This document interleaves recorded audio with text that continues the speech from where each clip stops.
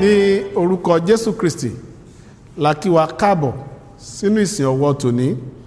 A sì gbàdúrà wípé Jésù Kristi yóò bá wa pàdé lónìí. A ó bẹ̀rẹ̀ ìsìn ọwọ́ yìí nígbàtí a ó máa kọrin láti inú ìwé orin mímọ́, orin 315.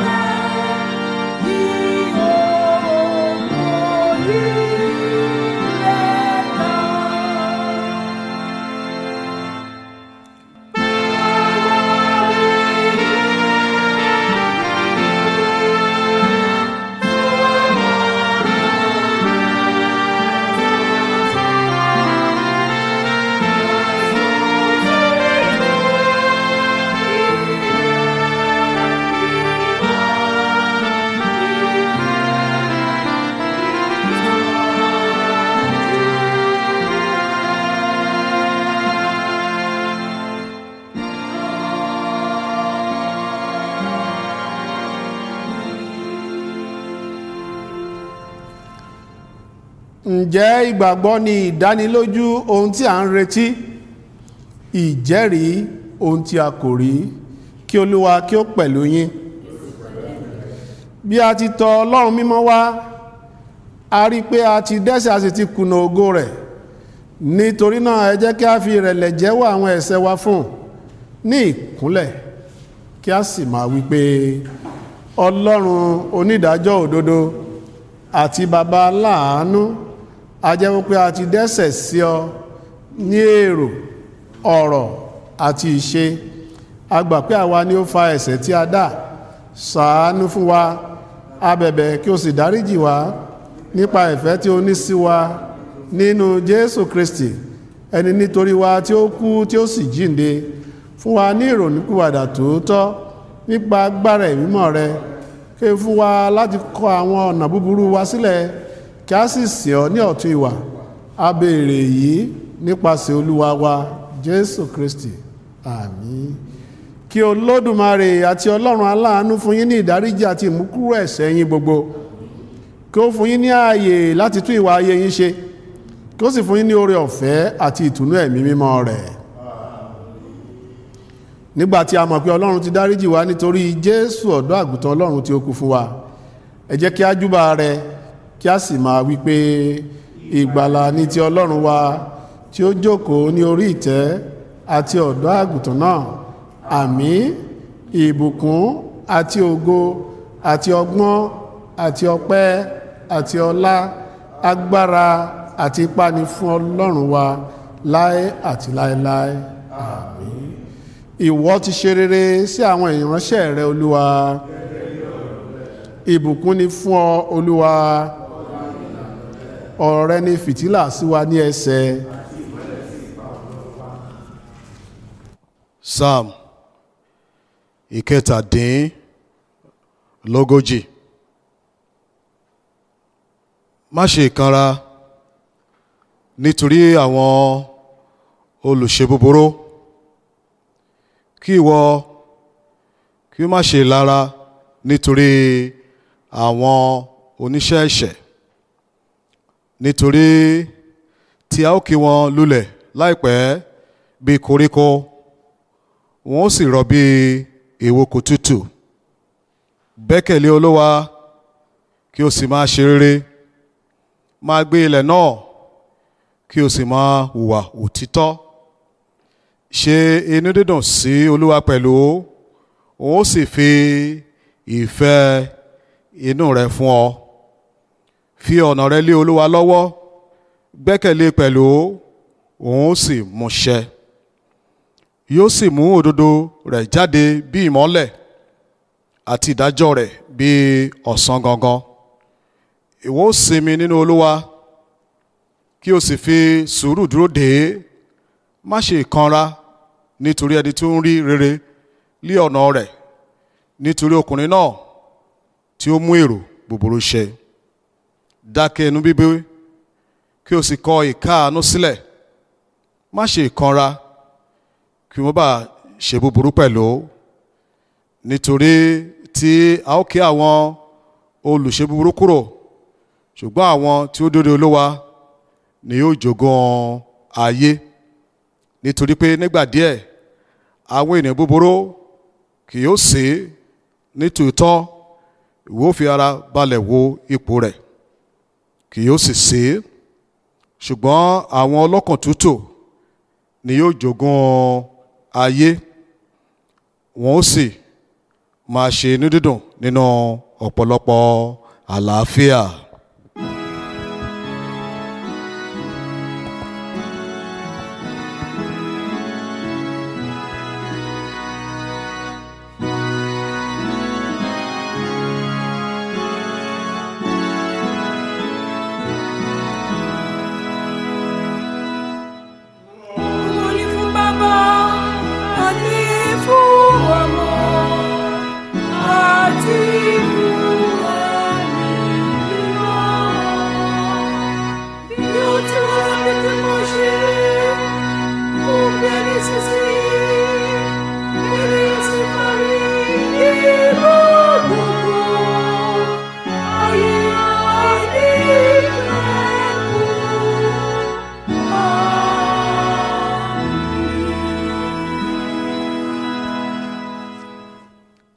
ìhìnrere ti Jésù Kristi Olúwa wa gẹ́gẹ́ bí a ti ọwọ́ Máàkù kọ sílẹ̀, orí ìkejì, bẹ̀rẹ̀ kíkà rẹ̀ ní ẹsẹ̀ ìkíní.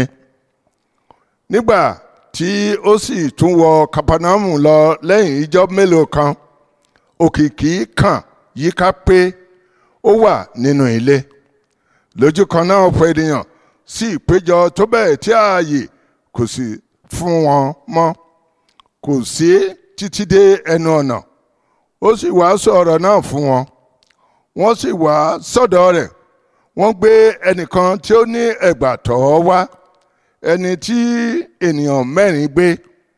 Nígbà tí wọn kò sì lè súnmọ́ nítorí ọ̀pọ̀ ènìyàn, wọ́n sì ṣí òrùlé ilé níbi tí ó gbé wà.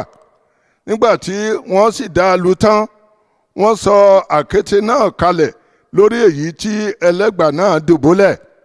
Nígbà tí Jésù rí ìgbàgbọ́ wọn, ó wí fún ẹlẹ́gbà náà pé, ọmọ, adarí ẹ̀ṣẹ̀ rẹ jì ọ́. Ṣùgbọ́n àwọn kan nínú àwọn akọ̀wé wà tí wọ́n jókòó níbẹ̀, wọ́n sì ń gbèrò ní ọkàn wọn wípé, èéṣe tí ọkùnrin yìí fi sọ̀rọ̀ báyìí? Ó ń sọ ọ̀rọ̀ òdì. Ta ni ó lè dárí ẹ̀ṣẹ̀ jì ní bí kò ṣe ẹnìkan, àní Ọlọ́run?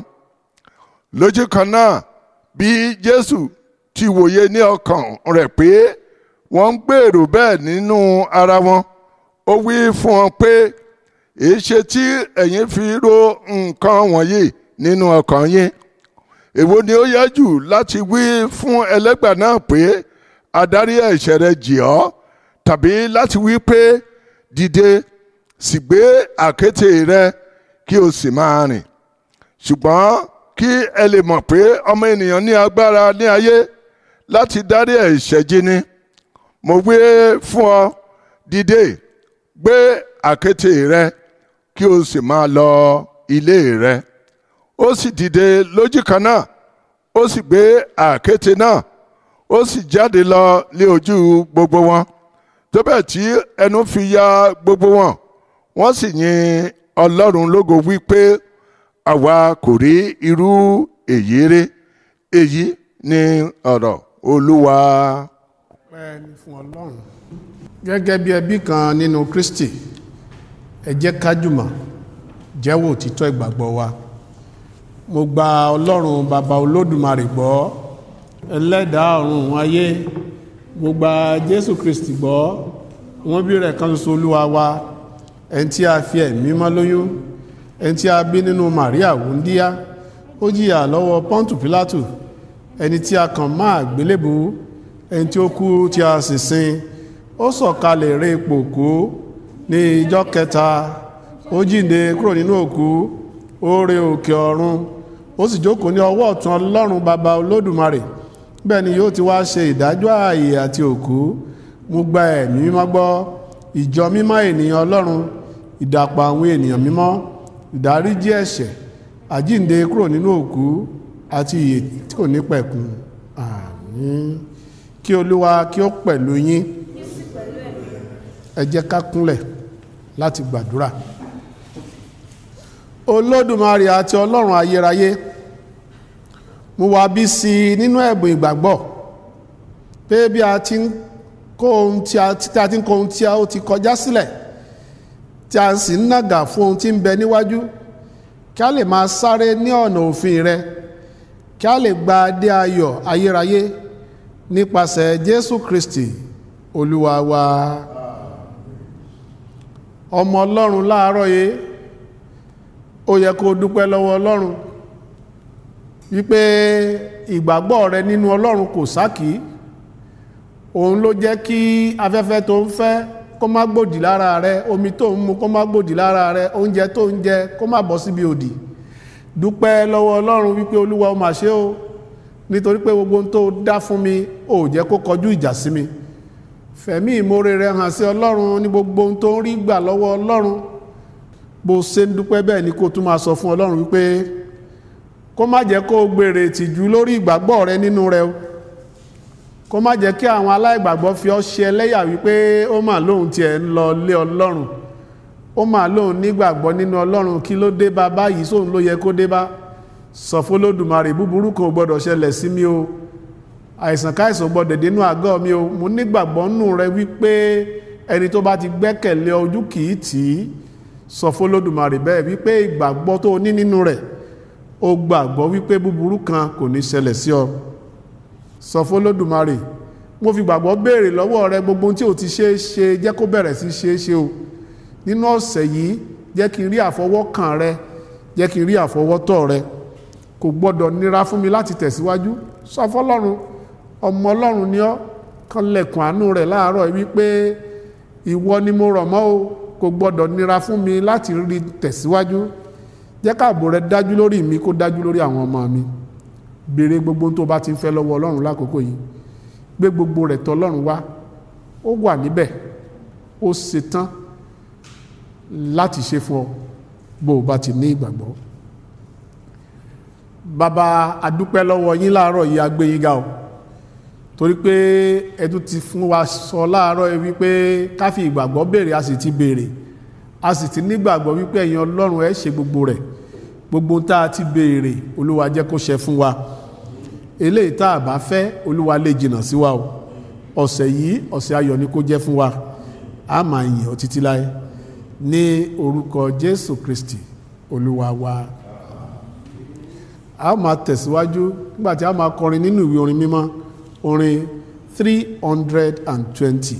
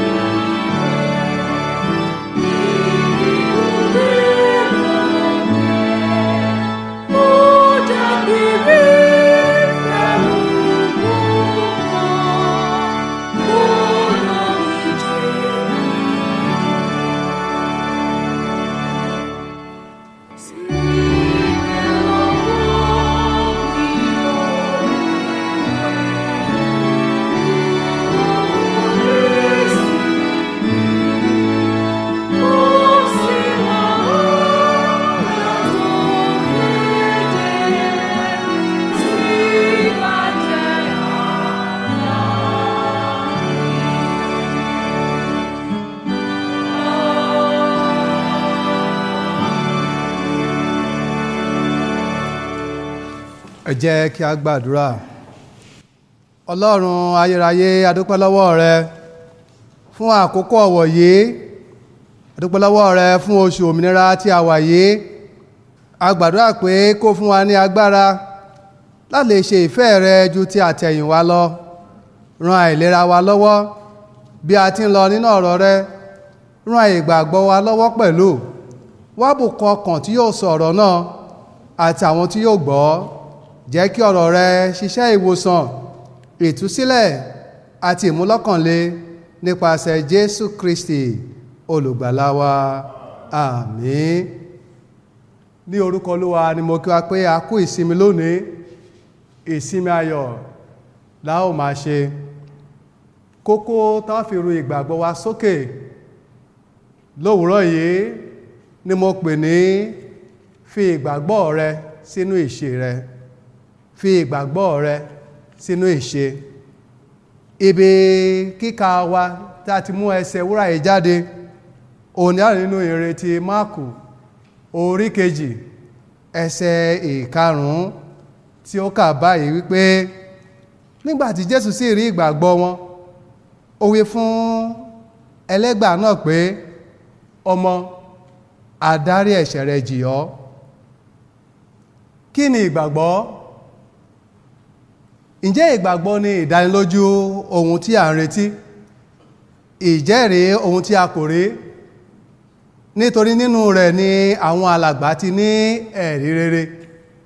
Hébérù orí 11 ẹsẹ̀ 1 àti 2. Ìgbàgbọ́ jẹ́ ọ̀rọ̀ ìdàkejì fún ojo tàbí ìṣiyèméjì. Ọ̀rọ̀ Ọlọ́run ní Hébérù orí 11 ẹsẹ̀ 6 fi ìdí rẹ̀ múlẹ̀ wípé láìsí ìgbàgbọ́ a kò lè wo Ọlọ́run, nítorí ẹni tí ó bá ń tọ̀ Ọlọ́run wá kó lè ṣa ìgbàgbọ́ pé ó ń bẹ àti pé òun ni olùṣẹ̀san fún àwọn tó bá fi ara balẹ̀ wá. Ọ̀pákùtẹ̀lẹ̀ tí Ọlọ́run fi dá ayé ní ìgbàgbọ́, ìrètí àti ìfẹ́. Ọmọ ìyá ni wọ́n. Epistẹ́lì ti Paul apọ́sẹ́lì kìíní sí ìjọ Kọ́ríńtì orí 13 ẹsẹ̀ 13. Fi ìgbàgbọ́ rẹ sínú ìṣe. Tẹ́ bá wo ìrere tí Máàkù orí 2 tí a kà lónìí dáradára, a ó rí pé nígbàtí Jésù tún wọ Kapanamu lọ lẹ́yìn ọjọ́ mélòó kan, òkìkí rẹ̀ kàn yíká pé Jésù wà nínú ilé. Nítorí kíni? Ohun àkọ́kọ́, nítorí ohun kan ti ọ̀run wá wípé èyí ni àyànfẹ́ ọmọ mi, ẹni tí inú mi dùn sí gidigidi, ẹ máa gbọ́ tirẹ̀. Máàkù orí 1 ẹsẹ̀ 11. Ìkejì ni lílé tí Jésù lé ẹ̀mí èṣù jáde ní ìrètí Máàkù orí 1 ẹsẹ̀ 23 sí 28. Ìdí kẹta, bí Jésù Kristi bó ṣe wo àna Pétérù sàn, ìta ẹnu Máàkù orí 1 ẹsẹ̀ 30 àti 31.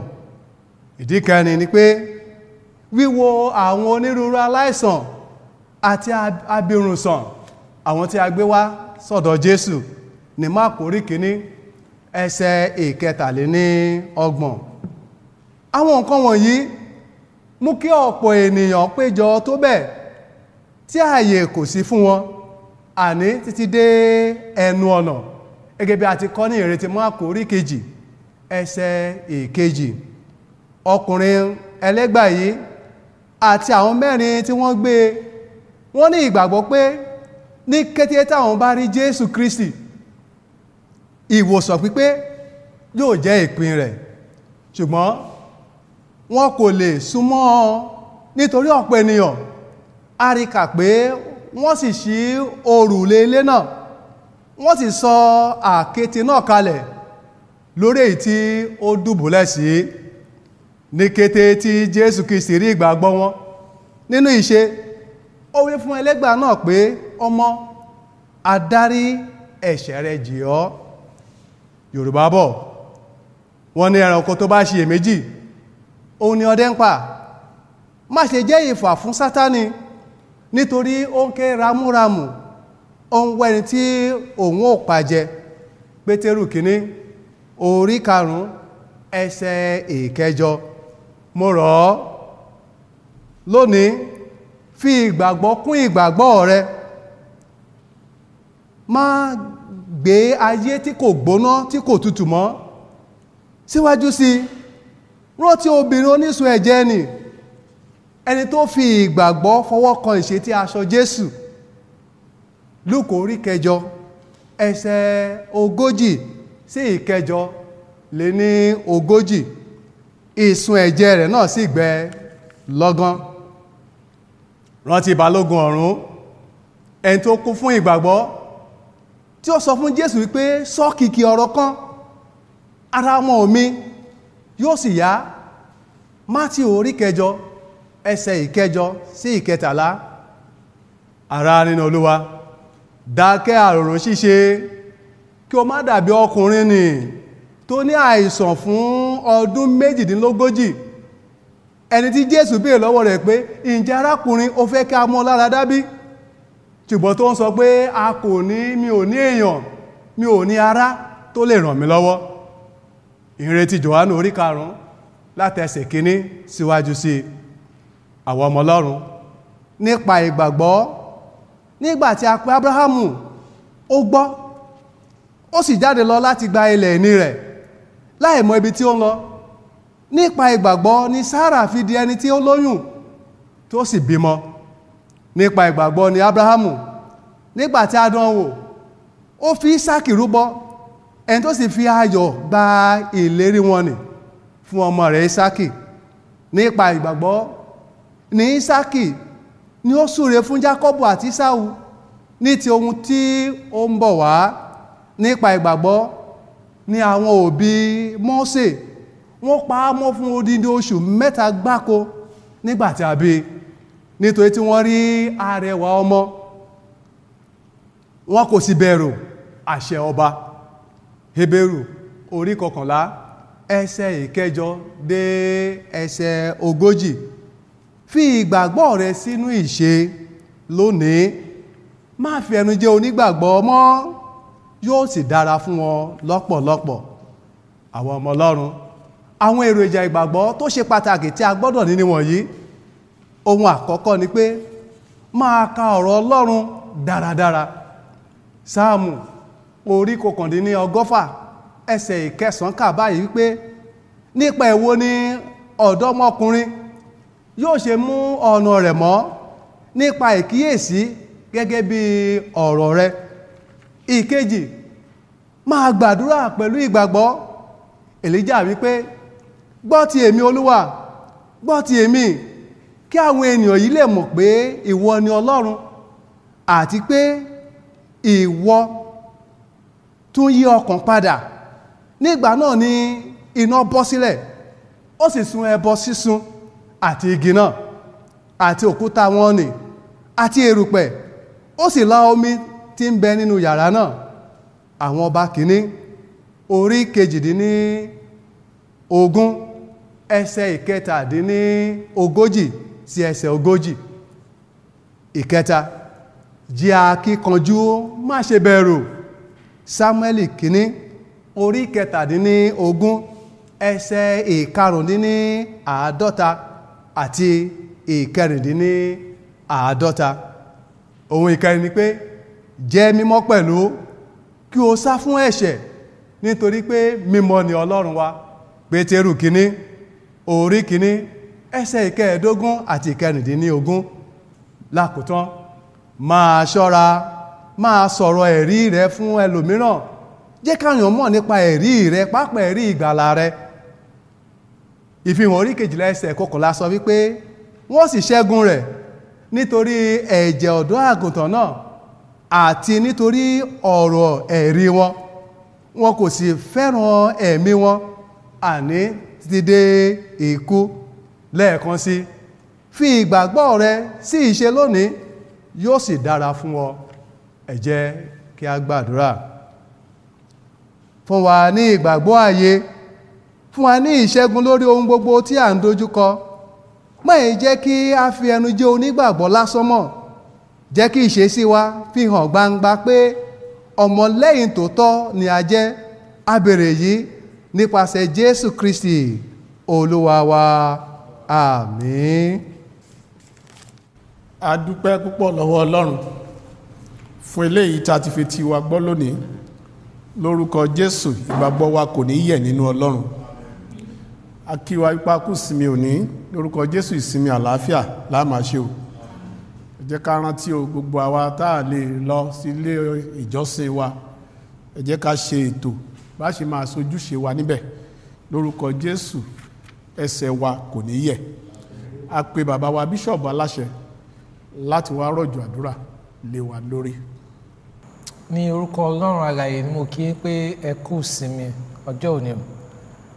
Mo ní kí n rán yín létí pé ní ìrọ̀lẹ́ ọjọ́ òní ní aago 6 ìrọ̀lẹ́ lágbára Ọlọ́run lórí rédíò wa Orísun FM ètò ìdánilẹ́kọ̀ọ́ ti Bíbélì yóò wáyé láti aago 6 sí aago 6:30. Màá fẹ́ kẹ́ ẹ darapọ̀ mọ́ wa nínú ètò yìí.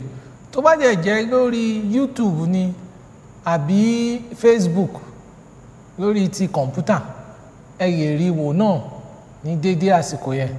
Bẹ́ẹ̀ dẹ̀ ṣe ń wò, Ọlọ́run a máa wà pẹ̀lú yín, a máa fi ẹ̀kọ́ Bíbélì a máa fi kọ́ yín. Bẹ́ẹ̀ náà ni mo tún ní pé ẹ̀yin tí Ọlọ́run bá mí sí, tí ẹ fẹ́ ràn wá lọ́wọ́ láti máa rí pé ètò yìí ó ń wá bó ṣe ń wá ní ọ̀sọ̀ọ̀sẹ̀, ẹ jọ̀ọ́ máa fẹ́ kẹ́ ẹ náwó sí wa. Account number wa ní 0171748809. Màá tún sọ lẹ́ẹ̀kan 0171748809. Bank wa ní Guarantee Trust Bank. Orúkọ àkáǹtì yẹn ní Diocese of Ife Special Fund. Ọlọ́run á ràn yín lọ́wọ́. Ẹ jẹ́ kí a gbàdúrà. Kí àlàáfíà Ọlọ́run tó ta òye gbogbo ènìyàn yọ kó pa yín láyà wọn ọkàn mọ́ ní ìmọ̀ ohun ìfẹ́ ti Ọlọ́run àti ti Jésù Kristi ọmọ rẹ̀ nìkan ṣoṣo Olúwa wa, àti ìbùkún Ọlọ́run Olódùmarè ti Baba, ti Ọmọ àti ti Ẹ̀mí Mímọ́ kó wà pẹ̀lú wa, kó sì máa bá wa gbé látòní lọ àti títí láéláé.